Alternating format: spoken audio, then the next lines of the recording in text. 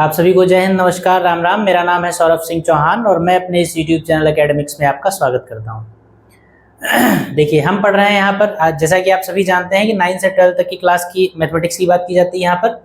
और ये जो क्लास है ये क्लास 10th को डेडिकेटेड है। ये भी आप जानते हैं, थंबनेल से आप को ये बात क्लियर है कि आप क्लास 10th की मैथ्स में आपने एंटर किया है। तो 10th क्लास की आज की वीडियो में जिस टॉपिक पर हम बात करेंगे वो है सरफेस एरियाज एंड वॉल्यूम्स, पृष्ठीय क्षेत्रफल और आयतन। देखिए, पिछली क्लास में हमने एरिया रिलेटेड टू सर्कल्स नाम का टॉपिक खत्म किया है, यानी कि वृत्तों से संबंधित क्षेत्रफल नाम का टॉपिक कंप्लीट किया है। उसमें जितनी भी possible questions, possible concepts, formula, exercise थी वो सारे के सारे हमने कंप्लीट किए हैं। अब आज की इस नई क्लास में नया टॉपिक हम शुरू कर रहे हैं। नया टॉपिक जिसका नाम क्या है, जैसा कि अभी आपको बताया गया, सरफेस एरियाज एंड वॉल्यूम्स, यानी कि पृष्ठीय क्षेत्रफल और आयतन। ठीक है, तो क्या पढ़ना है इस टॉपिक में, किस तरीके के सवाल होंगे उस पर थोड़ी सी बात कर ली जाए। कौन से शेप्स होंगे। देखिए, यहां पर बात की गई है एरियाज एंड वॉल्यूम्स की। ठीक है, एरियाज का मतलब क्षेत्रफल आपको निकालने हैं और आयतन आपको निकालने हैं। अगर क्षेत्रफल और आयतन निकालने हैं तो कुछ शेप्स आपके पास होंगे, उन्हीं के आप क्षेत्रफल और उन्हीं के वॉल्यूम्स निकालेंगे। कुछ आकृतियां आपके पास होंगी, किन आकृतियों के क्षेत्रफल और किन आकृतियों के आयतन, यानी कि कौन सी ऐसी जो है शेप्स हैं, कौन से ऐसे आकृतियां हैं जिनके पृष्ठों के यानी सरफेसेस के एरियाज और वॉल्यूम्स आपको निकालने हैं इस चैप्टर में। एरिया जो जिस तरीके के क्वेश्चंस आपको करने हैं इस आगे के पूरे चैप्टर में, आइए उन पर सबसे पहले बात करते हैं। पहले उन आकृतियों को हम जानते हैं कि वो कैसी होती हैं, क्या उनका डिजाइन होता है, क्या उनका स्ट्रक्चर होता है, क्या डायमेंशंस होते हैं और किस तरीके से उन आकृतियों के एरिया और वॉल्यूम को निकालने के फॉर्मूले बनते हैं। अगर फॉर्मूले आप बनना समझ जाएंगे, फॉर्मूला कैसे बना, तो उसको आपको रटना नहीं पड़ेगा, वो आपको आपकी मेमोरी में स्टेबल हो जाएगा। ठीक है, तो चलिए सबसे पहले चलते हैं कि जिन सरफेसेस के, क्योंकि टॉपिक में क्लियर है कि सरफेस का एरिया और सरफेस और अलग अलग शेप्स के वॉल्यूम्स आपको निकालने हैं। तो सबसे पहले हम ये जानेंगे कि किन सरफेसेस के एरियाज और किन शेप्स के वॉल्यूम्स आपको निकालने होंगे आगे के चैप्टर में। चलिए चलते हैं। देखिए, ये कुछ टॉपिक्स आपके सामने लिखे हुए हैं, ये कुछ शेप्स हैं। इन्हीं शेप्स पर बेस्ड क्वेश्चंस होंगे आपके पास। जितने भी सवाल होंगे एक्सरसाइज में, मतलब आगे की क्लासेस में जितने भी सवाल हमें करने हैं, जितने भी आयतन यानी वॉल्यूम्स, जितने भी क्षेत्रफल, जितने भी सरफेस एरियाज, ये सारी चीजें जितनी भी निकालनी है वो सारी की सारी इन शेप्स से रिलेटेड होंगी। मतलब जो भी चीज आपको निकालनी होगी वो शेप, वो सरफेस एरिया हो, चाहे वो वॉल्यूम हो, चाहे कोई डायमेंशन हो, जितनी भी चीजें आपको निकालनी होंगी वो इनमें से किसी ना किसी के से संबंधित होंगी। यानी या तो घन की बात की जाएगी, या घनाभ की बात की जाएगी, या बेलन की बात की जाएगी, शंकु, गोला, अर्धगोला, लंबवृत्तीय बेलन और लंबवृत्तीय शंकु, cube, cuboid, cylinder, cone, circle, semi circle, right circular cylinder और राइट सर्कुलर कोन। इस तरीके की चीजें, इस तरीके के शेप्स आपको देखने को मिलेंगे और इन्हीं शेप से रिलेटेड आपको समस्याएं सॉल्व करनी होगी। ठीक है, तो सवालों पर चलने से पहले हम क्या जानेंगे, सबसे पहले हम एक एक आकृति को उठाएंगे। जितनी भी 1 से लगाकर 8 तक चीजें लिखी हुई हैं, सबसे पहले हम जानेंगे कि अगर पहले नंबर पे आपके सामने घन यानी कि क्यूब लिखा हुआ है तो घन क्या होता है, घन कैसा दिखता है, क्यूब जो है वो कैसा दिखता है, क्यूब में कितनी डायमेंशंस होती हैं, क्यूब की कौन सी डायमेंशंस आपके लिए सवालों को लगाने के लिए, आपके फॉर्मूले जितने हैं उनको समझने के लिए क्यूब की कौन सी डायमेंशन इंपॉर्टेंट है, कौन सी डायमेंशन कहां पर होती, ये चीजें समझेंगे। घन के बाद क्यूबॉइड, क्यूब के बाद क्यूबॉइड लेंगे यानी घनाभ लेंगे, उसका शेप देखेंगे कैसा होता है। उसमें सरफेस एरिया जो होगा, फॉर्मूला जो भी सरफेस एरिया बताएगा वो फिगर में एक्चुअली क्या चीज है, ये बात हम समझने की कोशिश करेंगे। ठीक है, जैसे मान लीजिए किसी भी शेप का सरफेस एरिया निकालने का कोई फार्मूला आपको दे दिया गया, तो फार्मूले से सरफेस एरिया आपको मिल जाएगा, लेकिन वो सरफेस एरिया एक्चुअली शेप में किस चीज को रिप्रेजेंट कर रहा है, अगर ये बात आप समझ जाएं तो सवालों को अगर तोड़ मरोड़ के आपके सामने रखा जाएगा तब भी आप उसको सॉल्व करने में सक्षम रहेंगे। ठीक है, तो इसी तरीके से क्यूब को समझेंगे, क्यूबॉइड को देखेंगे कैसा होता है, सिलेंडर देखेंगे कैसा होता है, सिलेंडर के बाद हम कोन देखेंगे कैसा होता है। जैसे ये बेलन और लंबवृत्तीय बेलन, ये अलग अलग लिखने की जरूरत नहीं थी। क्यूबॉइड, सिलेंडर देखेंगे, फिर कोन देखेंगे, कोन के बाद सर्कल देखेंगे, सर्कल के बाद सेमी सर्कल देखेंगे, और इसको भी अलग देखने की जरूरत नहीं है। ठीक है, इतनी बात क्लियर है यहाँ तक। हम आगे के पूरे चैप्टर में क्या करने वाले हैं, ये पहले आपको एक ब्लूप्रिंट आपके पास होना चाहिए। पूरे चैप्टर में इतने शेप्स से रिलेटेड क्वेश्चंस आपके पास होंगे, वो क्वेश्चंस आपको सॉल्व करने होंगे। इन्हीं शेप्स से रिलेटेड आपको फॉर्मूले दिए जाएंगे, इन सारी आकृतियों को आपको यहाँ पर बना के समझाया जाएगा। फॉर्मूले में जितने भी वेरिएबल्स यूज होंगे, जितने भी टर्म्स यूज होंगे, वो सारे के सारे टर्म्स आपको फिगर पर बताए जाएंगे कि अगर फॉर्मूले में आर यूज किया गया है तो आर उसके फिगर में किस चीज को रिप्रेजेंट कर रहा है, वो सारी चीजें आपको बताई जाएंगी। सारी बातें समझने के बाद हम चलेंगे सवालों पर। इसलिए अब आइए एक एक पॉइंट, एक एक टॉपिक उठाते हैं और उनको समझने की कोशिश करते हैं। सबसे पहले नंबर पे लिखा हुआ है, सबसे पहले उसको समझा जाए। और पहला आपका जो शेप है वो क्या है, घन यानी कि क्यूब। ठीक है, इधर समझेंगे एक एक को।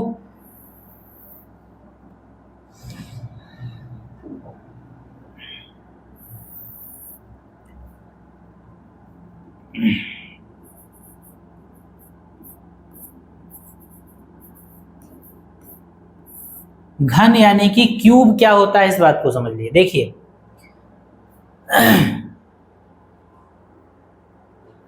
घन का मतलब होता है एक स्क्वायर आप बनाइए, एक स्क्वायर लीजिए, एक वर्ग लीजिए, और वर्ग की जितनी भुजा हो उस वर्ग से उतनी ही ऊंचाई पर बिल्कुल सेम आइडेंटिकल एक और वर्ग लीजिए, एक और स्क्वायर लीजिए।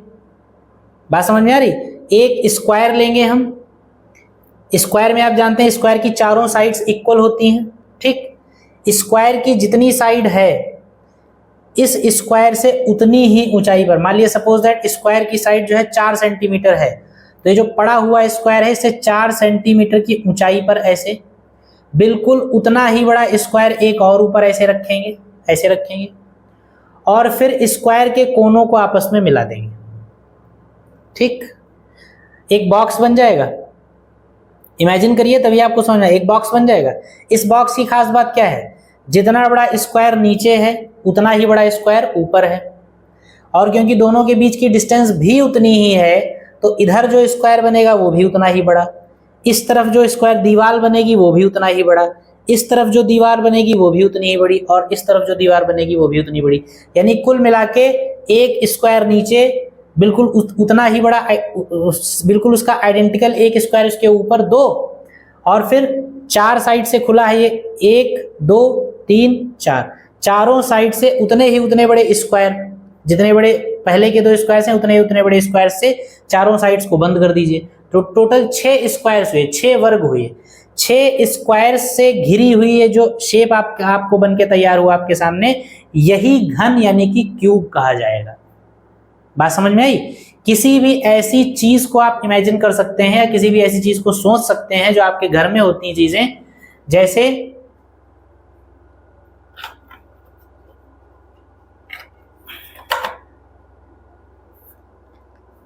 सपोज ये एक बॉक्स है, ठीक है, ये एक बॉक्स है। इस बॉक्स में क्या है, देखिए ये एक रेक्टेंगल है, स्क्वायर नहीं है, रेक्टेंगल है। ये एक आयत है। अगर इसको ऐसे कर दिया जाए, ये नीचे एक आयत है, इसके ऊपर एक आयत है, ये सामने से एक आयत है, इधर से एक रेक्टेंगल है, इधर से एक रेक्टेंगल है, और इधर से पीछे से एक रेक्टेंगल है। यानी ऊपर नीचे एक जैसे आयत, इधर उधर एक जैसे आयत, इधर उधर एक जैसे आयत। सारे के सारे एक दूसरे के सेम नहीं है, लेकिन आमने सामने के दो सेम है। आयत से आयत जब मिलते हैं तो आपका क्यूबॉइड बनता है, यानी कि घनाभ बनता है। इसी तरीके से अगर ये जो रेक्टेंगल आपको दिखाई दे रहा है, इसको रेक्टेंगल नाम का स्क्वायर मान लीजिए। ये एक स्क्वायर होता है, ये एक स्क्वायर होता है, ये एक स्क्वायर होता है, ये एक स्क्वायर होता है, ये एक स्क्वायर होता है, ये भी एक स्क्वायर होता है। ये सारे के सारे अगर स्क्वायर होते तो हम क्या करते, अगर ये सारे स्क्वायर होते तो इनसे मिलकर जो शेप बनता उसको हम कहते हैं घन। अगर बनाकर देखना चाहें तो आप ऐसे बना सकते। देखिए ये एक स्क्वायर है,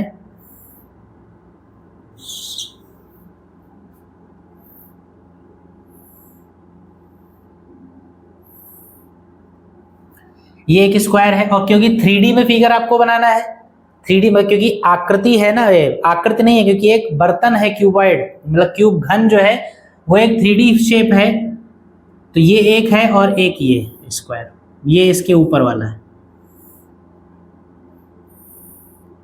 इसको इमेजिन करिएगा, ये जो पहले बना हुआ है ये नीचे है और ये इसके ऊपर रखा हुआ है, और जब ये ऊपर रखा हुआ है तो इस कोने को इस कोने से मिलाएंगे, यानी इसको इससे मिलाएंगे, इसको इससे मिलाएंगे, ऐसे इसको इससे मिलाएंगे और इसको इससे मिला देंगे। ठीक है, ये देखिए एक डिब्बा जैसा दिख रहा है, जैसे केक का डिब्बा होता है। तो बस केक के डिब्बे के अगर सारे डायमेंशंस बराबर हो, लंबाई चौड़ाई ऊंचाई सब कुछ बराबर हो, तो वही एक क्यूब बन जाएगा, एक घन बन जाएगा। सबसे अच्छा एग्जांपल है जो लूडो आप खेलते हैं, उसका जो पासा होता है, डाइस होता है। डाइस क्या होता है? एक क्यूब होता है, क्योंकि डाइस को ध्यान से देखिए, ऊपर एक स्क्वायर होता है, उसके नीचे एक स्क्वायर होता है और चारों तरफ से भी वो स्क्वायर से बंद होता है। तो टोटल एक ऊपर एक नीचे और 4 आसपास, 6 स्क्वायर से मिलकर वो एक शेप जो बनता है वो क्यूब होता है, वो क्यूबाइड, वो घन उसको कहा जाता है। तो जिस घन की आपको पढ़ाई करनी वो घन ऐसा होगा, वो क्यूब ऐसा होगा, क्योंकि इस क्यूब में सारे के सारे स्क्वायर्स यूज किए गए हैं, सारे वर्ग यूज किए गए हैं और वर्ग की भुजा समान होती है। तो इस पूरे क्यूब की भी सारे डायमेंशंस बराबर होंगे, यानी इस क्यूब की लंबाई की बात करें तो वो अगर a है तो इसकी चौड़ाई भी a होगी और इसकी ऊंचाई भी a होगी। बात समझे? लंबाई आपकी ये हो जाएगी, चौड़ाई आपकी ये हो जाएगी और ऊंचाई आपकी ये हो जाएगी। बात समझ में आई यहां तक? अगर आपको क्यूब का शेप समझ में आया है, आकृति समझ में आ गई है, तो अब इसके फॉर्मूले जरा हम देख लें कि क्यूब से रिलेटेड अगर आपके सामने सवाल आएगा तो आपसे क्या क्या बातें पूछी जा सकती हैं। तो सबसे पहले, अगर क्यूब की साइड यानी साइड ऑफ क्यूब यानी घन की भुजा अगर स्मॉल a हो तो आपसे क्या क्या पूछा जा सकता है, उसके फॉर्मूले जरा हम बना लें। तो लिखेंगे, आप लोग भी लिख लीजिएगा, यदि घन की भुजा, if side of cube is a, घन की भुजा a हो, तो सबसे पहले तो घन का आयतन आपसे पूछा जा सकता है, वॉल्यूम ऑफ क्यूब। तो आयतन के लिए जो फॉर्मूला यूज करेंगे आप वो होगा a क्यूब, यानी कि भुजा का क्यूब, और जो भी यूनिट होगी उस यूनिट का क्यूब साथ में, a क्यूब। बात क्लियर है यहां तक? घन का आयतन अगर पूछा जाए आपसे तो आप ये फॉर्मूला यूज कर लेंगे। दूसरी चीज आपसे पूछा जा सकता है घन का संपूर्ण पृष्ठ।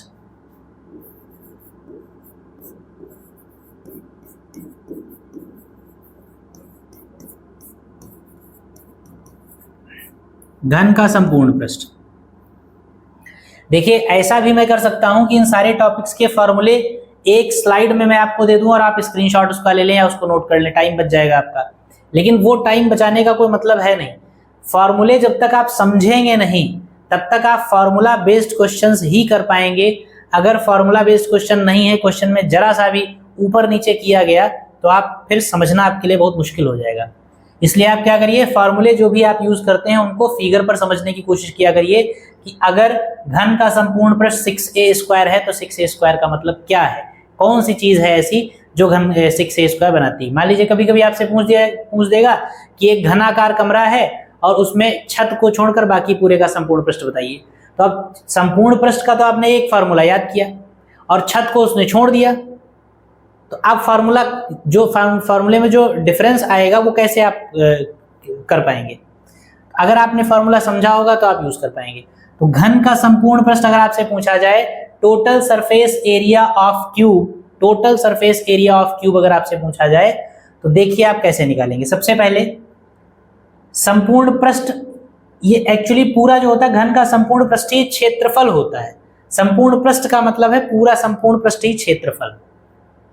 तो संपूर्ण पृष्ठीय क्षेत्रफल का मतलब है कोई भी आकृति हो, बात घन की नहीं की जा रही, कोई भी आकृति हो, अगर उस आकृति का संपूर्ण पृष्ठ आपसे पूछा जाए तो आपको यह देखना है कि उस आकृति का कितना हिस्सा आप अपनी आंखों से देख सकते हैं।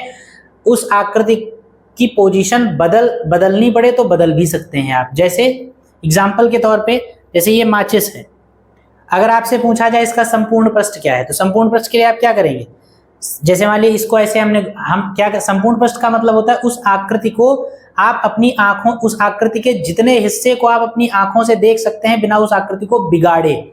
उसका शेप नहीं बिगाड़ना है, पोजीशन चेंज कर सकते हैं लेकिन शेप नहीं बिगाड़ना। शेप ना बिगाड़ने का मतलब जैसे आप कहीं इसको तोड़ के इसके अंदर भी देख सकते हैं, तो अंदर नहीं देखना है, तोड़ना नहीं है उसको। इसकी आकृति नहीं बदलनी है आपको, पोजीशन चेंज कर सकते हैं। पोजीशन चेंज करने का जो आगे है उसको पीछे कर सकते हैं, जो पीछे उसको आगे कर सकते हैं, ऊपर वाले को नीचे, नीचे वाले को ऊपर कर सकते हैं। कुछ भी करके जितना हिस्सा आप अपनी आंखों से देख सकते हैं वही इसका संपूर्ण पृष्ठ कहा जाएगा। तो हमने क्या किया, जैसे इस माचिस का संपूर्ण पृष्ठ आपसे पूछा गया, तो हमने क्या किया, इस माचिस को जब देखना शुरू किया तो हमने पहले ये वाला पृष्ठ देखा, ये वाला पृष्ठ देखा, यानी इस वाले पृष्ठ का क्षेत्रफल निकालेंगे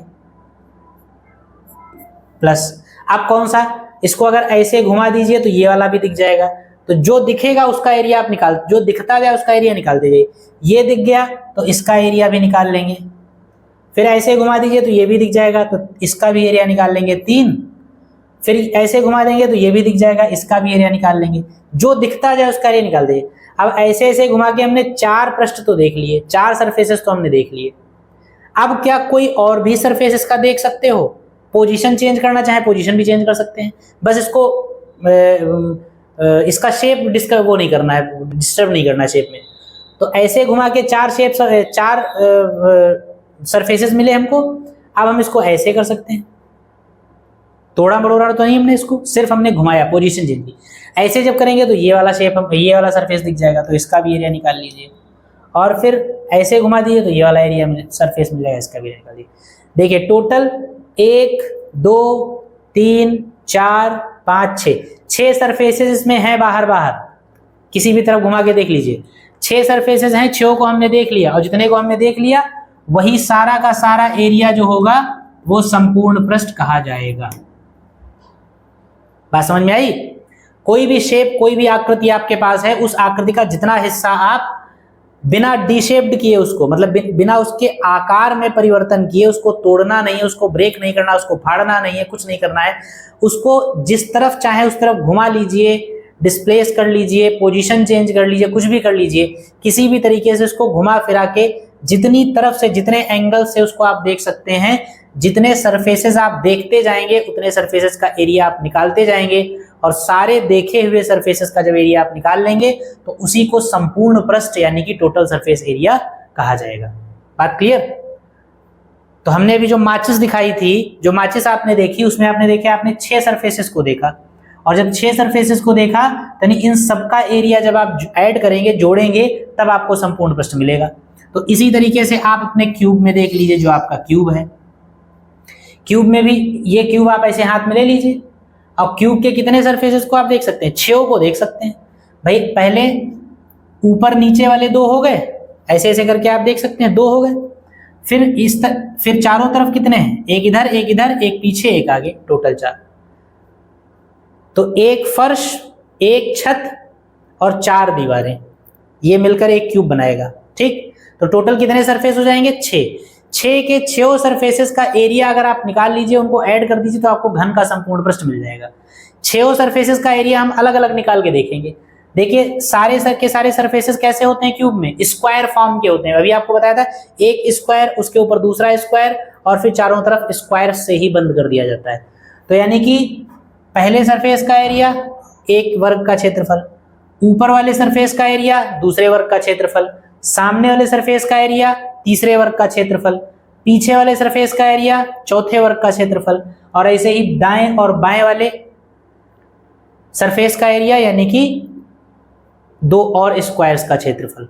सारे के सारे स्क्वायर्स बराबर हैं, हर स्क्वायर की साइड स्मॉल a है, तो हर स्क्वायर का एरिया जो होगा वो a स्क्वायर होगा। आप जानते हैं अगर किसी वर्ग की भुजा a हो, उसका क्षेत्रफल आपको निकालना हो तो उसको हम भुजा स्क्वायर यानी साइड स्क्वायर से उसका एरिया निकालते हैं, यानी वर्ग का क्षेत्रफल क्या हो जाता है, a स्क्वायर हो जाता है। तो एक वर्ग का क्षेत्रफल इसमें a स्क्वायर है, और टोटल 6 वर्ग हैं, इसमें 6 सरफेसेस हैं यानी कि 6 वर्ग हैं, तो टोटल एरिया कितना हो जाएगा, a square a square a square a square, 6 बार जोड़ेंगे आप, यानी टोटल 6a स्क्वायर हो जाएगा। यानी घन का संपूर्ण पृष्ठ जब आप निकालेंगे तो कितना आ जाएगा, 6a स्क्वायर। ये आपका फॉर्मूला है जो कि आपको रटा दिया जाता है, लेकिन आपको रटना नहीं है। 6a² का मतलब क्या है ये आपको पता है। आई होप आपको समझ में आया होगा। घन का संपूर्ण पृष्ठ कितना? 6a²। Total surface area of cube equal to 6a²। कैसे? 6 सरफेसेस हैं तो हर सरफेस का एरिया a² है, तो टोटल 6 सरफेसेस का एरिया 6a² हो जाएगा। और टोटल सरफेस एरिया ही आपसे पूछा जा रहा है, तो सारे सरफेस एरियाज को आपने ऐड कर दिया, 6a² आ गया। घन के संपूर्ण पृष्ठ का ये फॉर्मूला आपके पास हो गया। ठीक है, यहां तक बात समझ में आई होगी। अब अगर आपसे मान लिया ऐसे सवाल घुमा फिरा के पूछा जाए कि एक घनाकार कमरा है, मतलब एक क्यूबिक शेप का एक रूम है और उसमें छत को छोड़कर बाकी पूरे रूम का एरिया आप बताइए, तो आप निकाल सकते हैं। बाकी सारी सरफेसेस का एरिया निकालिए तो निकाल सकते हैं। छत छोड़ दी गई तो एक सरफेस छोड़ दिया गया, टोटल 6 थे उसमें से एक छोड़ दिया, कितना बचा? 5a² निकाल लीजिए। छत और फर्श दोनों छोड़ दिए जाए तो 2 सरफेसेस छोड़ दीजिए, 4a² निकाल लीजिए। दीवारें छोड़कर अगर पूछा जाए तो दीवारें 4 होती हैं, 4a² छोड़ दीजिए। छत और फर्श का निकालना हो 2a² निकाल लीजिए। तो इस तरीके से आप फॉर्मूले को ब्रेक कर सकते हैं, सवाल को ब्रेक कर सकते हैं, सारी चीजें आप समझ गए। ठीक, तो फिलहाल घन में, क्यूब में ये 2 फॉर्मूले आपको पढ़ने हैं। घन में अगर कोई और नया आएगा तो आपको बताया जाएगा, फिलहाल के लिए ये 2 पर्याप्त हैं। उसके बाद इसी सेम पैटर्न पे बिल्कुल आपका चलेगा क्यूबॉइड। क्यूबॉइड में कुछ नहीं होगा। क्यूबॉइड का, क्यूब का मतलब है वर्ग, 6 वर्गों, 6 स्क्वायर से मिलकर बना सरफेस एरिया, 6 स्क्वायर से मिलकर बना शेप। क्यूबॉइड का मतलब हो जाएगा एक आयत उसके ऊपर दूसरा आयत, फिर एक आयत उसके सामने दूसरा आयत, फिर एक आयत उसके सामने दूसरा आयत। ठीक है, तो यानी जब वर्गों से आकृति बनती है तो घन बनेगा, और अगर आयतों से बनती है तो घनाभ बनेगा। अगर स्क्वायर से कोई शेप बनेगा 3D तो क्यूब बनेगा। अगर रेक्टेंगल से कोई 3D फिगर बने, कोई 3D शेप बनेगा तो वो क्यूबॉइड बनेगा, बाकी कोई फर्क नहीं होगा। तो वर्ग था तो एक भुजा थी। अब आयत, क्योंकि घनाभ आयत से बनेगा तो लंबाई भी होगी, चौड़ाई भी होगी, और बाद में कुछ ऊंचाई भी इसकी होगी जब ऊंचाई पे रखा जाएगा। तो आइए उसको देख लेते हैं।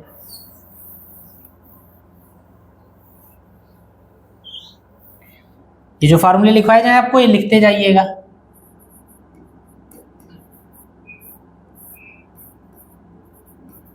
घनाभ का मतलब क्यूबॉइड।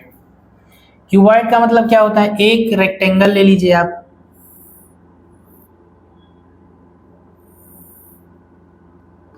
उसके कुछ ऊंचाई पर उसके ऊपर एक और रेक्टेंगल रख लीजिए सेम, और फिर इनको मिला दीजिए ऐसे।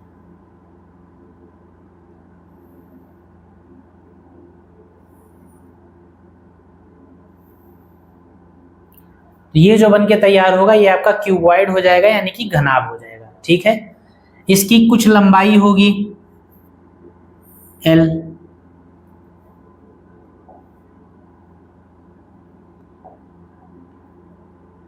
L लंबाई हो जाएगी इसकी,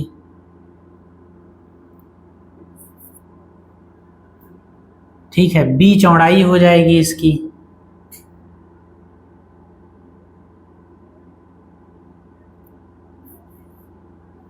और ये जो है H ऊंचाई हो जाएगी इसकी।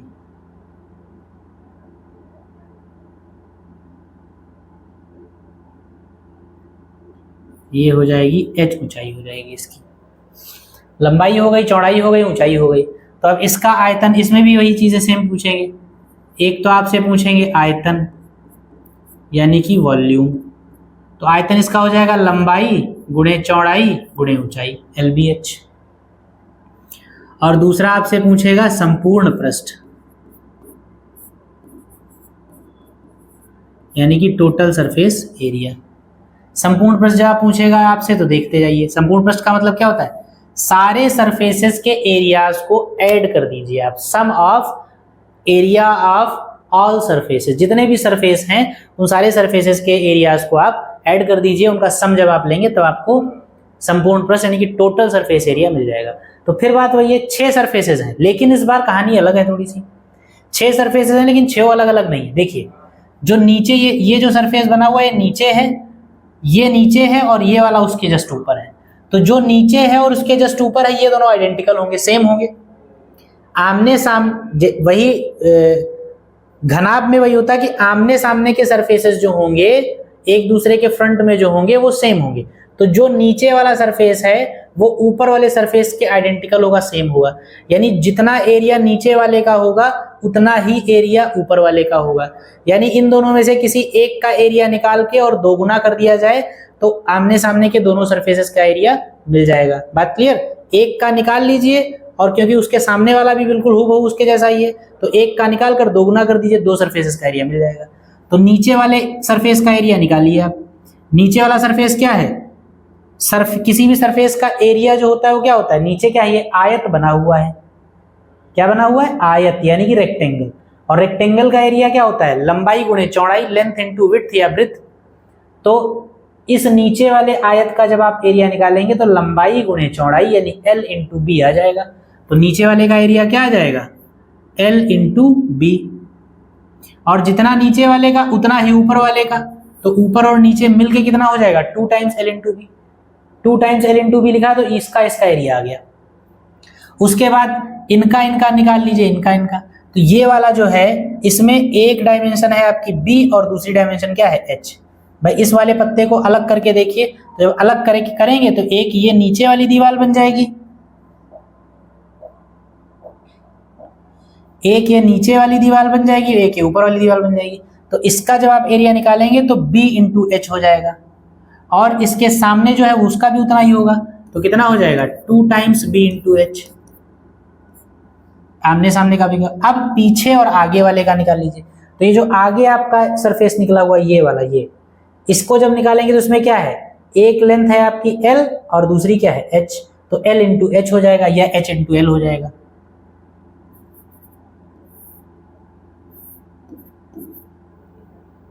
H इंटू L हो जाएगा और इतना ही पीछे भी है तो 2 से मल्टीप्लाई हो जाएगा। यानी फाइनली इसका फॉर्मूला क्या आ जाएगा? 2 times LB plus BH plus HL, ये फॉर्मूला हो जाएगा। तो अगर आयतन पूछा जाए तो LBH, और अगर संपूर्ण पृष्ठ पूछा जाए, टोटल सरफेस एरिया पूछा जाए तो 2 times LB plus BH plus HL, यानी लंबाई चौड़ाई प्लस फिर चौड़ाई ऊंचाई फिर ऊंचाई लंबाई। ठीक है, उम्मीद है आपको यहां तक समझ में आया होगा, क्योंकि बहुत आराम से बहुत डीप वे में समझाने की कोशिश कर रहा हूं मैं, तो समझ में आना चाहिए। अगर नहीं आए तो फिर देखिएगा। तो इस तरीके से क्यूबॉइड हो गया, 2 चीजें हो गई। तीसरा है फिर आपका बेलन। बेलन यानी कि सिलेंडर। चलिए आइए देखते हैं।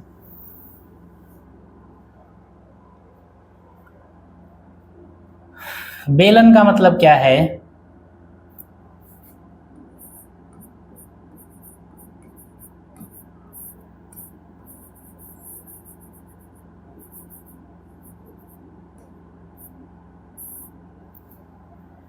बेलन की अगर शेप की बात करें आप तो ये ऐसा होगा कुछ।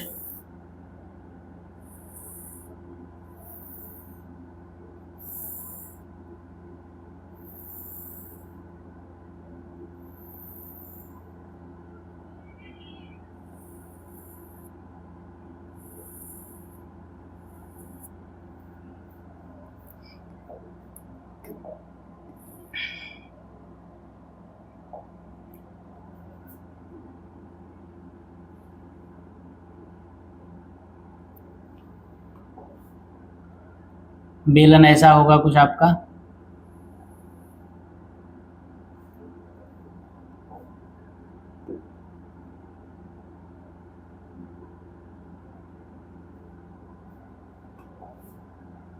ठीक है, बेलन आप जानते हैं सिलेंडर इस तरीके का होता है।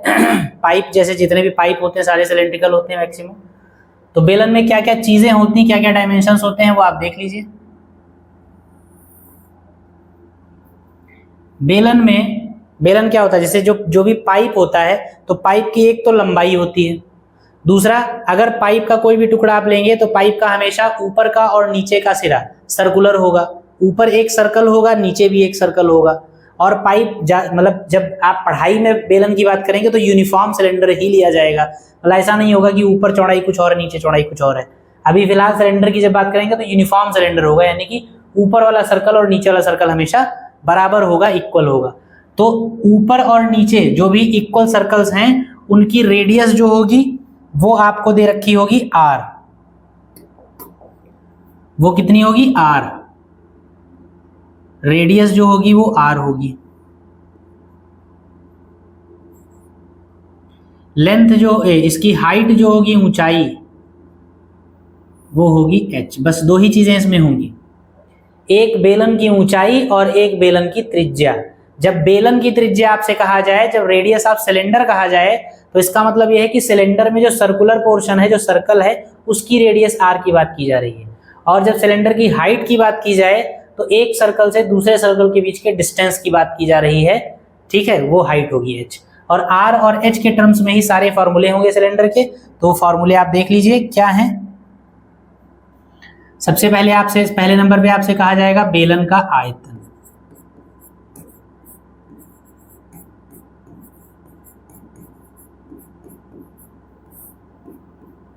बेलन का आयतन जब आपको निकालना होगा तो आयतन के लिए आप क्या करेंगे, सरफेस एरिया निकाल लेंगे पहले।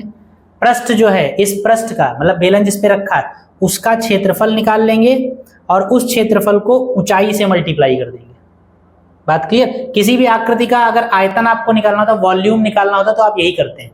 वॉल्यूम में हमेशा अगर कमरे का आयतन निकालना है, कमरे का वॉल्यूम निकालना है, तो आप हमेशा ये पता लगाते हैं कि सबसे पहले कमरे के बेस में कितनी जगह है, ठीक है। आयतन का मतलब यही होता है, वॉल्यूम निकालने का यही तरीका होता है। कमरे के बेस में कितनी जगह है, सबसे पहले आप ये निकालते हैं।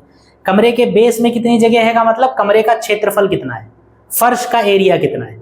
फर्श का एरिया जब आप निकाल लेंगे तब अब ये एरिया कितनी ऊंचाई तक जा रहा है, यानी कि जिसका आयतन निकालना उसकी हाइट कितनी है, इस एरिया पर कितनी हाइट तक आपको वॉल्यूम निकालना है। तो आपने फर्श का एरिया निकाला और जितनी हाइट तक का वॉल्यूम आपको निकालना है उस हाइट को आपने मल्टीप्लाई कर दिया एरिया से। नीचे बेस के एरिया को हाइट से मल्टीप्लाई करेंगे तो वो बेस उतनी हाइट तक जितनी जगह घेरेगा वो सारा का सारा वॉल्यूम आपको मिल जाएगा, ठीक है। तो आयतन का तरीका ये होता है, किसी भी चीज, किसी भी आकृति का वॉल्यूम निकालते हैं आप तो यही करते हैं, बेस का एरिया निकालते हैं और फिर उस बेस के एरिया को हाइट से मल्टीप्लाई कर देते हैं, तो उतनी हाइट तक की टोटल स्पेस आपको पता चल जाता है। उसी टोटल स्पेस को वॉल्यूम कहते हैं। तो बेलन का आयतन अगर आपको निकालना है तो बेलन का आयतन निकालने के लिए आप क्या करेंगे, बेलन का जो भी बेस होगा उसका एरिया निकालेंगे। और बेलन का बेस क्या होता है, सर्कुलर होता है, सर्कल होता है।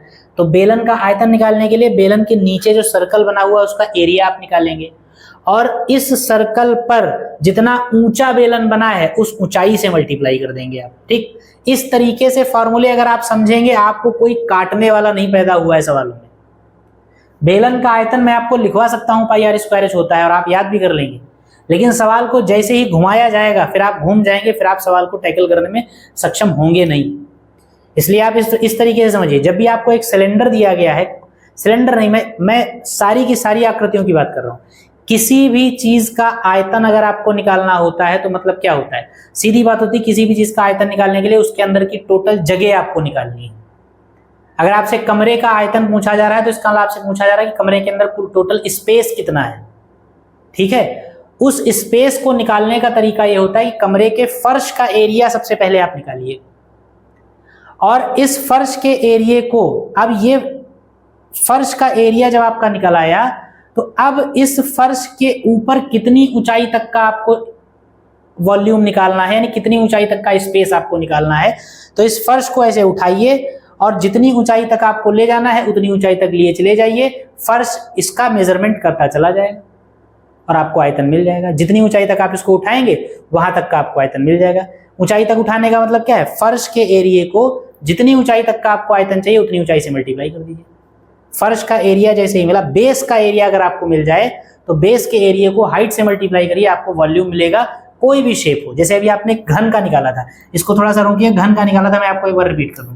जैसे आपने घन बनाया था,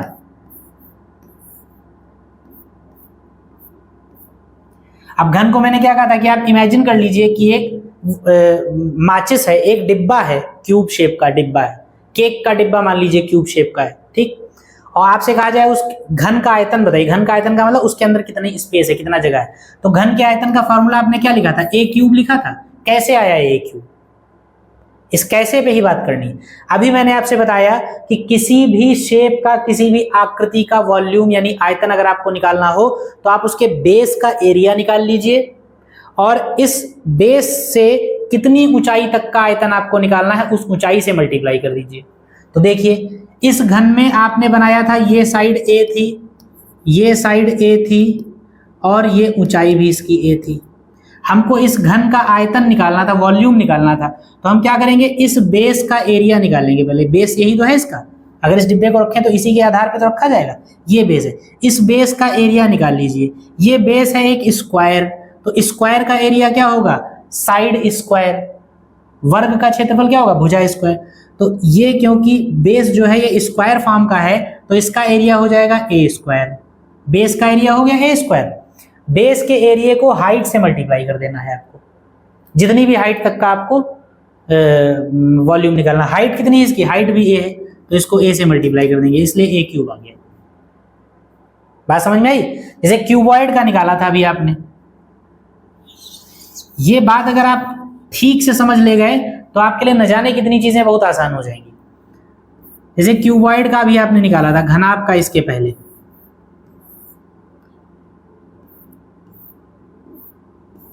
इसमें देखिए ये L था, ये B था और ये डिस्टेंस जो थी ये H थी। ये डिस्टेंस जो है ये क्या है, ऊंचाई है। और ये बेस है, ये छत है, तो छत और बेस के बीच में ये ऊंचाई है आपकी। ये हमसे कहा गया इस घनाभ का आयतन बताओ, इस क्यूबॉइड का वॉल्यूम बताओ। तो वॉल्यूम के लिए हम क्या करेंगे, जो भी शेप है उसके बेस का एरिया निकालेंगे। और बेस क्या है, ये फर्श है, ये तो ये बेस है, इसका हम एरिया निकालेंगे। और ये बेस यानी ये फर्श क्या है, एक आयत है, एक रेक्टेंगल है। और रेक्टेंगल का एरिया क्या होता है, लंबाई गुणे चौड़ाई, लंबाई L चौड़ाई B। बेस का एरिया यानी कि लंबाई गुणे चौड़ाई LB आ गया। अब इस घनाभ का आयतन निकालना है, तो हम ये कह रहे हैं कि जब आपने बेस का एरिया निकाल लिया तो ये बेस कितनी ऊंचाई तक जाएगा, जितनी ऊंचाई तक आपको एरिया निकालना उतनी ऊंचाई से मल्टीप्लाई कर दीजिए। LB एरिया का बेस है, LB क्षेत्रफल का एक बेस है, उस बेस पर H ऊंचाई तक आपको आयतन निकालना है। तो एरिया LB है, उसमें ऊंचाई H से मल्टीप्लाई कर दीजिए, LBH आपका वॉल्यूम आ गया। बात समझ रहे हैं। तो ये बात आप समझ लीजिए, आयतन का मतलब ये नहीं है, आयतन का जो फॉर्मूला आप याद कर रहे हैं LBH A क्यूब, ये सब नहीं है। LBH आयतन नहीं है, LB into H, area of base into height. तो वही यहाँ पर भी बेलन का आयतन अगर आपको निकालना है तो आप क्या करेंगे, एरिया ऑफ बेस, बेस क्या है, सर्कल, सर्कल का एरिया क्या होगा, पाई आर स्क्वायर। तो एरिया ऑफ बेस का मतलब, या ऐसे कह सकते हैं, ऐसे लिख भी सकते हैं, आधार का क्षेत्रफल गुणे ऊंचाई। बहुत बार बेलन का आयतन आपसे ऐसे पूछ दिया जाएगा, एग्जाम क्वेश्चन में दे रखा होगा कि एरिया ऑफ बेस इतना है और हाइट इतनी है, तो आप वॉल्यूम निकालिए, तो आप सीधे मल्टीप्लाई करके वॉल्यूम आ जाएगा। आधार का क्षेत्रफल, आधार वृत्ताकार है, वृत्त की त्रिज्या r है और r त्रिज्या के वृत्त का क्षेत्रफल पाई आर स्क्वायर होता है। ऊंचाई h दे रखी है, इसलिए बेलन का आयतन v बराबर कितना हो जाएगा, पाई आर स्क्वायर h। ये वॉल्यूम ऑफ सिलेंडर यानी कि बेलन के आयतन का फॉर्मूला आपका हो गया। बात क्लियर यहां तक। उसके बाद बेलन का पृष्ठ पूछा जाएगा। अच्छा, जब घन और घनाभ में पृष्ठ एक ही था, जब क्यूब और क्यूबॉइड आपने देखा तो उसमें पृष्ठ एक ही था, संपूर्ण पृष्ठ। उसको संपूर्ण पृष्ठ कहिए, वक्र पृष्ठ कहिए, केवल पृष्ठ कहिए, एक ही बात, क्योंकि उसमें कोई और चीज है ही नहीं। लेकिन बेलन की जब बात आएगी, शंकु की जब बात आएगी, तो वहां पर दो तरीके के पृष्ठ होंगे, एक वक्र पृष्ठ होगा और एक संपूर्ण पृष्ठ होगा। ठीक है, एक सरफेस एरिया होगा और एक टोटल सरफेस एरिया कह सकते हैं आप। तो अगला क्या होगा, बेलन का वक्र पृष्ठ। वक्र पृष्ठ का मतलब देखिए, समझ लिए, सीधी सी बात है, कोई भी शेप अगर आपको दे रखा है, कोई भी अगर आकृति आपके सामने दे रखी, कोई भी मतलब चीज आपको दे रखी है, उसका वक्र पृष्ठ अगर पूछा जाए तो वक्र पृष्ठ का मतलब ये होता है कि उसकी पोजीशन चेंज किए बिना उसको उसकी एक्सिस पर ऐसे रोटेट कराकर आप जितना हिस्सा उसका देख सकते हैं, बस वही उसका वक्र पृष्ठ होगा। ठीक है। जो भी शेप है, जो भी आकृति है, वो आकृति जिस रूप में रखी जाती है, आइडियल पोजीशन जो उसकी होती है, उस आइडियल पोजीशन में अपनी आंखों से उसका जितना हिस्सा आप देख सकते हैं, बस वही उसका वक्र पृष्ठ होगा। उसकी उस आइडियल पोजीशन को चेंज नहीं करना। जैसे सिलेंडर है, बेलन है, तो बेलन को जनरली ऐसे माना जाएगा, वर्टिकल। अगर बेलन ऐसा है तो अगर इसका वक्र पृष्ठ पूछा जाए तो हम क्या कहेंगे कि इस बेलन को रखेंगे हम ऐसे ही, ऐसे घुमा सकते हैं, ऐसे इस तरीके से हम रोटेट करा सकते हैं इसको, लेकिन हम इसको ऐसे नहीं कर सकते। ऐसे करने में क्या होगा, इसकी पोजीशन चेंज होगी। पोजीशन नहीं चेंज करनी है। क्या करेंगे, ऐसे रख के हम ऐसे इसको अपने एक्सिस पर रोटेट करा के इसका जितना हिस्सा हमको अपनी आंखों से दिख जाएगा वही इसका वक्र पृष्ठ होगा। बात क्लियर? तो कोई भी बेलन अगर आपके सामने है तो उस बेलन का कितना हिस्सा आपको दिखेगा। जब इस बेलन को आप अगर अपनी एक्सिस पे ऐसे से घुमाना भी चाहें तो बेलन का ना तो ये ऊपर वाली छत दिखेगी, ना तो ये नीचे वाला बेस दिखेगा, ये आसपास की दीवारें दिख जाएंगी आपको। बात समझे? तो जब भी बेलन का वक्र पृष्ठ निकालना होगा तो इसका मतलब आसपास की दीवारों का क्षेत्रफल आपको निकालना है। वक्र पृष्ठ में ये वाला छूट जाएगा और ये वाला छूट जाएगा। ऊपर वाला सर्कल भी आपको नहीं दिखेगा। जब आप ऐसे बेलन पकड़ेंगे ना तो आपको ये दिख रहा होगा, ना तो आपको ये दिखेगा नीचे से। तो यानी इसका एरिया और इसका एरिया नहीं लिया जाएगा अगर आप वक्र पृष्ठ निकाल रहे हैं। वक्र पृष्ठ जब निकालेंगे तो बस बेलन के ऐसे चारों तरफ ये वाली सरफेस जो होगी, चारों तरफ जो है बस यही ली जाएगी। तो किसी भी आकृति में चारों तरफ का जो सरफेस होता है वो वक्र पृष्ठ होता है, और किसी भी आकृति में सभी तरफ की सरफेस जो होती है वो संपूर्ण पृष्ठ होती है। तो बेलन का वक्र पृष्ठ अगर आप निकालेंगे तो इसका फॉर्मूला होगा 2πr/h। क्योंकि बेलन वृत्ताकार है तो इसकी परिधि 2πr और ऊंचाई से मल्टीप्लाई, तो बेलन का वक्र पृष्ठ जो होगा वो क्या हो जाएगा, 2πr/h। ये एक फार्मूला हो गया। और तीसरा जो फार्मूला होगा वो होगा बेलन का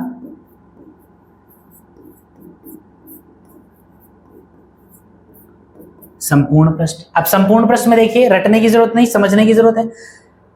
मैंने आपको बताया कि किसी भी आकृति के चारों तरफ का जो सरफेस एरिया होता है वो वक्र पृष्ठ होता है, और किसी भी आकृति के सारे तरफ का सरफेस एरिया, चारों तरफ का नहीं, चारों तरफ और ऊपर नीचे अगर कुछ है तो वो भी, ठीक है।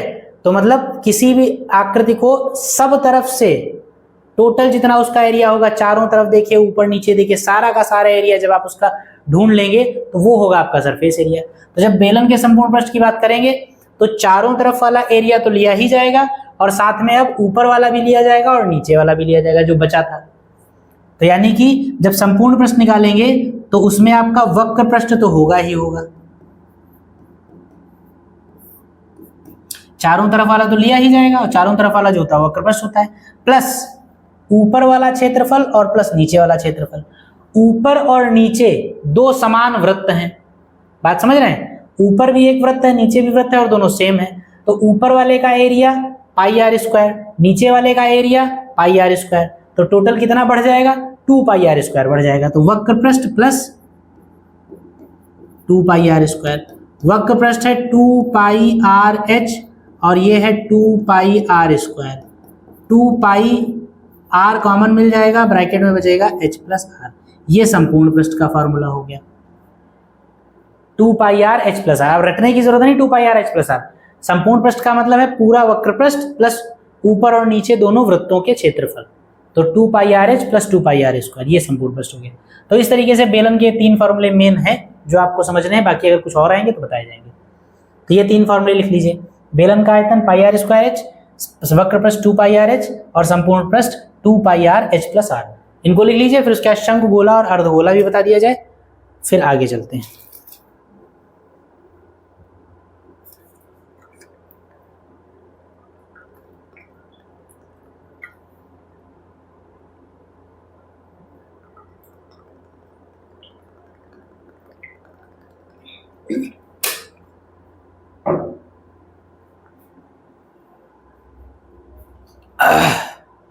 चलिए आइए,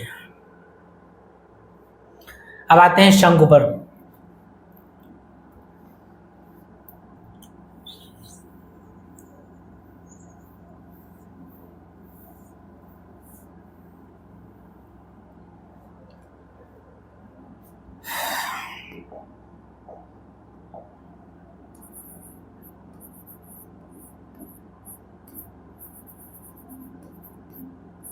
शंकु यानी कोन। ट्रायंगुलर शेप का अगर कोई 3D फिगर आपके पास है, 3D कोई सामान है, कोई आकृति है, तो आपका शंकु कहा जाता है। ये शंकु है। टेंट अक्सर जो होते हैं आपके शंकुआकार बनाए जाते हैं, तो ये शंकु हो गया। शंकु में क्या क्या चीजें होंगी? सबसे पहले शंकु का जो आधार है, जो बेस है, वो वृत्ताकार होता है। क्योंकि ये वृत्ताकार है इसलिए इसकी रेडियस जो है वो कितनी होगी? r हो जाएगी। ये रेडियस r हो जाएगी। इसकी एक ऊंचाई, इसकी दो ऊंचाइयां होती हैं, एक ये ऊंचाई और एक ये ऊंचाई। ये ऊंचाई जो होगी आपकी वो h होगी, और ये ऊंचाई जो होगी आपकी ये l होगी। इसको तिर्यक ऊंचाई कहा जाता है। इंग्लिश में देख लीजिएगा क्या कहते हैं, याद नहीं आ रहा। तिर्यक ऊंचाई को, इसको तिर्यक ऊंचाई कहा जाएगा। ठीक। और शंकु में मैक्सिमम एक चीज हो सकती है, ये वाला एंगल थीटा। हालांकि फॉर्मूलों सूत्रों में नहीं है, फॉर्मूले में नहीं है थीटा कहीं पर, लेकिन कभी क्वेश्चंस में हो सकता है, तो चलिए छोड़िए, अभी इसको नहीं लिखेंगे। तो शंकु यानी कोन में तीन चीजें हैं, एक त्रिज्या, दूसरा ऊंचाई और तीसरी तिर्यक ऊंचाई। तीन चीजें आपसे पूछी जाएंगी। नंबर 1 पे वॉल्यूम ऑफ कोन यानी कि शंकु का आयतन, V इक्वल टू, इसका फॉर्मूला होता है 1/3 पाई r स्क्वायर h। ठीक। दूसरा होगा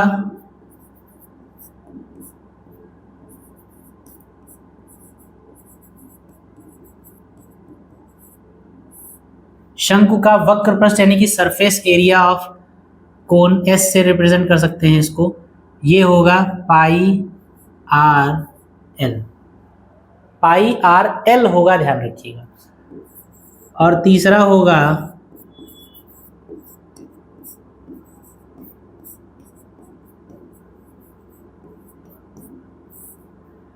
शंकु का संपूर्ण पृष्ठ। संपूर्ण पृष्ठ में क्या होगा? देखिए, वक्र पृष्ठ का मतलब तो फिर वही हो गया, शंकु को जितना आप चारों तरफ से देख सकते हैं, तो चारों तरफ से आप ट्रायंगुलर शेप को देख सकते हैं, नीचे वाला नहीं दिखेगा। तो जब वक्र पृष्ठ हमने निकाला तो ट्रायंगुलर शेप का एरिया आपको मिल गया बाहर बाहर का। और जब संपूर्ण पृष्ठ की बात करेंगे तो बाहर बाहर वाला तो लिया ही जाएगा, यानी पाई आर एल तो लिया ही जाएगा, और साथ में नीचे वाले इस सर्कल का भी लिया जाएगा एरिया। तो पाई आर एल और प्लस इस वृत्त का स्क्वायर होगा कि नहीं होगा? तो संपूर्ण पृष्ठ क्या हो जाएगा? पाई आर एल और प्लस नीचे वाले सर्किल का square, pi r square, circle का एरिया। तो पाई आर कॉमन मिल जाएगा, एल प्लस आर।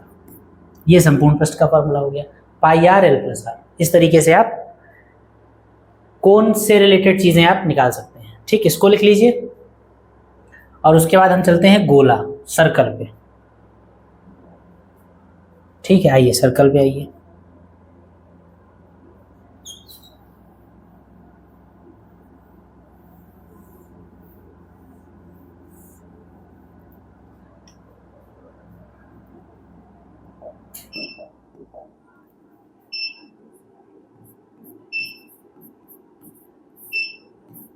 गोला यानी कि गोला या सर्कल नहीं होता है, गोले का मतलब गलत लिखा है यहाँ पे। गोले का मतलब स्फेयर, सर्कल का मतलब होता है वृत्त, और वृत्त होता है 2 डायमेंशनल, गोला होता है 3 डायमेंशनल। 3 डायमेंशनल गोले का मतलब होता है स्फेयर। और यहाँ पर भी अर्धगोले का मतलब सेमी सर्कल नहीं, सेमी सर्कल मतलब अर्धवृत्त, गोले का मतलब होता है हेमीस्फेयर।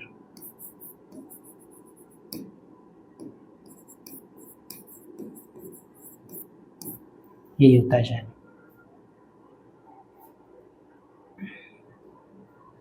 तो गोले की बात करें, स्फेयर,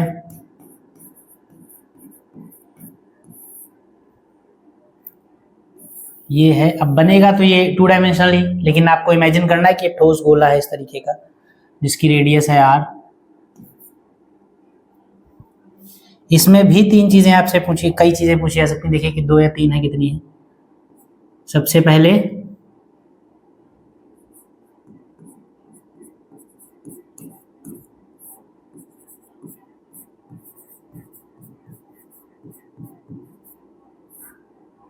गोले का आयतन।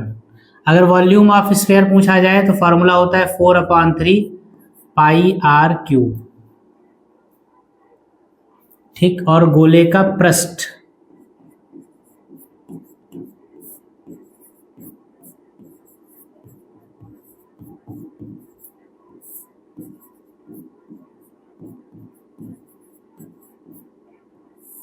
गोले का पृष्ठीय क्षेत्रफल, गोले का पृष्ठीय क्षेत्रफल कहा जाए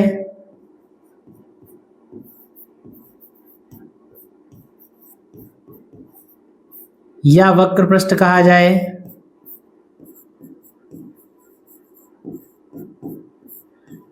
या संपूर्ण पृष्ठ कहा जाए, कोई फर्क नहीं पड़ता, क्योंकि आप जानते हैं गोला जो है, गोले को मतलब गोले के पृष्ठीय क्षेत्रफल की अगर बात की जाएगी तो गोले का सारा हिस्सा आपको ऐसे एक बार में ही दिखेगा, तो उसी को आप वक्र पृष्ठ कहेंगे, वही आपका संपूर्ण पृष्ठ। संपूर्ण पृष्ठ निकालने के लिए गोले में कुछ और चीजें बढ़ नहीं सकती कि आपको ऊपर वाला नहीं दिख रहा था तो ऊपर वाला देख लेंगे तो संपूर्ण पृष्ठ में ऐड हो जाएगा। गोला अगर दिखेगा तो अगर उसको उसकी एक्सिस पे घुमाएंगे तो पूरा गोला आपको एक बार में ही दिख जाएगा। जब पूरा गोला एक बार में ही दिख जाएगा तो जो भी उसका एरिया निकलेगा वही उसका वक्र पृष्ठ कह लीजिए या संपूर्ण पृष्ठ कह लीजिए या पृष्ठीय क्षेत्रफल कह लीजिए, एक ही चीज होगी। और वो कितनी होगी? वो होगी 4 पाई आर स्क्वायर। ठीक है, गोले में ये दो चीजें आपसे पूछी जा सकती है, एक गोले का आयतन और दूसरे का गोले का पृष्ठीय क्षेत्रफल, वक्र पृष्ठ, संपूर्ण पृष्ठ, कुछ भी पूछा जाए फॉर्मूला आपका 4 पाई आर स्क्वायर। ठीक, यहां तक बात क्लियर। उसके बाद अगला आपका आएगा अर्धगोला।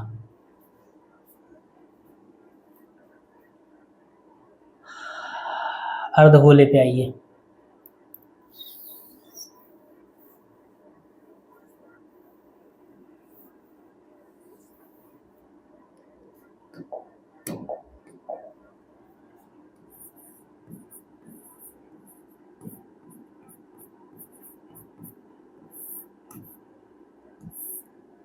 अर्धगोले में क्या होगा, देखिए कैसा बनेगा।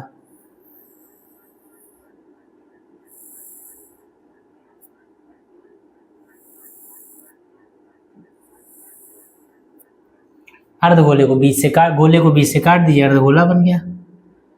इसकी रेडियस r। इसमें 3 चीजें पूछी जा सकती हैं आपसे।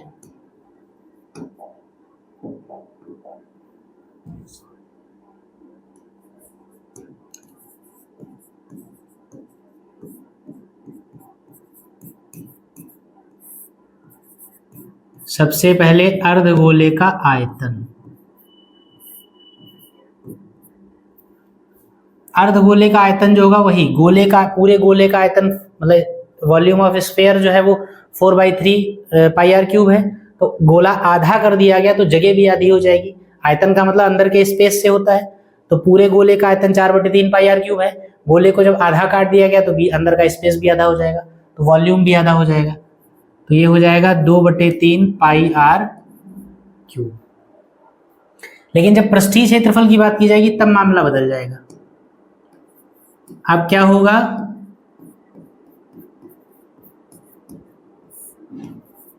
अर्धगोले का वक्र पृष्ठ और तीसरा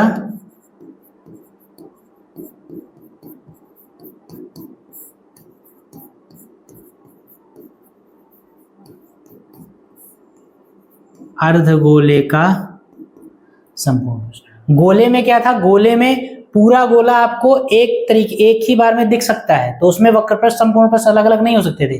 लेकिन अर्धगोले में ऐसा नहीं होगा। अर्धगोले में वक्र पृष्ठ अलग होगा और संपूर्ण पृष्ठ अलग होगा, सरफेस एरिया अलग होगा, टोटल सरफेस एरिया अलग होगा। क्यों? क्योंकि जब अर्धगोला ऐसे आप लेंगे तो अर्धगोले का ऊपरी सरफेस जो है वो सपाट हो जाएगा, और जब सपाट हो जाएगा तो वो आपको नहीं दिखेगा, ये नहीं दिखेगा। आप अर्धगोले को जब अपनी एक्सिस पर घुमाएंगे तो एक्सिस पर घुमाने पर जो ऊपर का ये वृत्ताकार क्षेत्र है ये आपको नहीं दिखेगा। भाई अर्धगोले को इमेजिन करिए, तो अर्धगोले का ऊपर एक सर्कल होगा ना, वो सर्कल आपको नहीं दिखेगा। ऐसे आप उसको अपनी एक्सिस पे घुमाएंगे तो आसपास का क्षेत्र सारा दिखेगा, लेकिन ऊपर वाला सर्कल नहीं दिखेगा। तो आसपास का क्षेत्र जो होगा, पूरे गोले का जो पृष्ठ क्षेत्रफल था वो 4 पाई आर स्क्वायर था।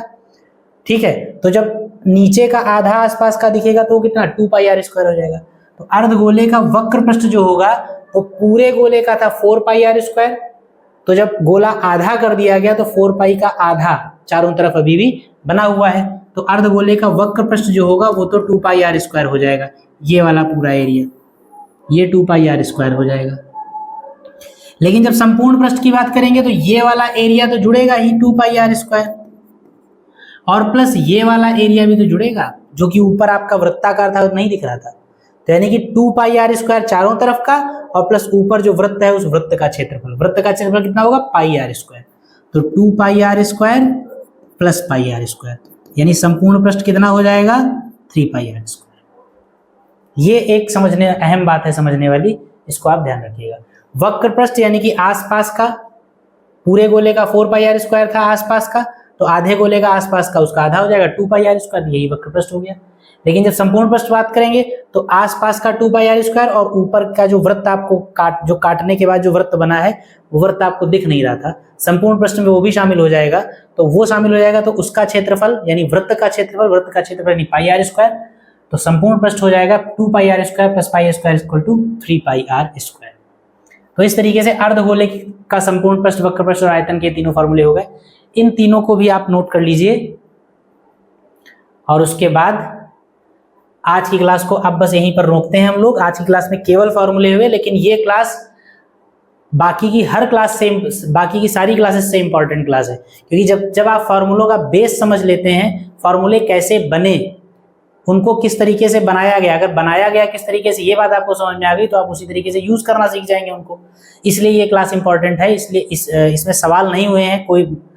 लेकिन अगली क्लास में अब यहाँ जब आपके सारे फार्मूले आपको समझ में आए हैं ढंग से, तो इन सारे फार्मूलों को आप ठीक तरीके से इंप्लीमेंट कर पाएंगे क्वेश्चंस पर। ठीक है, तो इनको आप देखिए, समझिए, तैयार करिए, और हम लोग अब मिलेंगे अगली क्लास में इस चैप्टर के शुरुआती सवालों के साथ। सवालों की शुरुआत करेंगे, ये इन सूत्रों को यूज करना सीखेंगे, फार्मूले यूज करना सीखेंगे, और फिर धीरे धीरे ऐसे ही आगे बढ़ेंगे और चैप्टर को कंप्लीट करेंगे लास्ट में। ठीक है, तो चलिए फिर आज की क्लास को यहीं पर रोकते हैं और हम लोग नए सवालों के साथ, मतलब इनकी शुरुआती सवालों के साथ अगली क्लास में मिलते हैं। तब तक के लिए आप सभी को जय हिंद।